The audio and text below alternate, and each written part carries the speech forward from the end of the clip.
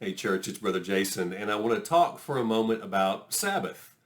It's a hard one to keep these days. We call Sabbath Sunday. Of course, it was Saturday for the Jewish people, but it's our Sunday, for that's the day that the Lord resurrected. But even though we know that there is a Sabbath day, we know it's hard to keep. In our 24-hour, 7-day-a-week, 365-day year where we go nonstop, Sabbath is tough for us to have, even on the Sundays when we think we're supposed to have it. When I was a kid, my dad preached 2 sermons every Sunday. He would preach his morning sermon at the worship service, and then on Sunday afternoon or evenings, they would have another worship service. But even then, I recognized that not everybody showed up for the afternoon service, not all those that showed up for the morning one. So even that was not the same for everybody. What's it mean to keep the Sabbath day holy? What's it mean to respect God? Well, I don't think it's a rule. I don't think that's part of it. I know a story of a church that was wanting to do some work one Sunday afternoon in the church. I think it was to trim bushes or paint a room or something.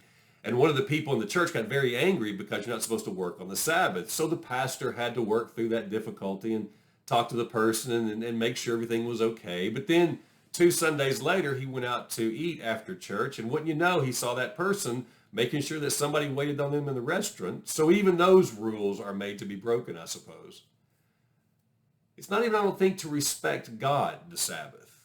I think that's part of it, but that's not the complete part of it either. I think more than that, it's to realize in whatever way we take Sabbath, that in the end, we're not in control. We can work as hard as we want to, but the moment we slow down, work piles up. If you mow the grass, you know you got to mow it next week, right? If you make a sale, you need to make one tomorrow to keep the money flowing in. In the end, we're not really in control.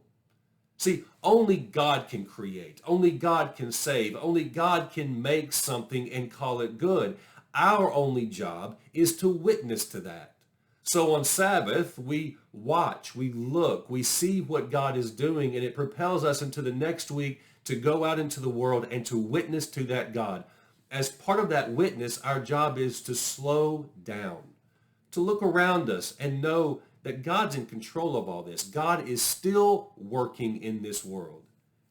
We need to know that in these days. There's a lot of things going on in our world right now that aren't right. There's COVID, there's Minneapolis. There's so many other things that are going on that just aren't the way they ought to be. And so maybe what we Christians can do is take a moment of Sabbath.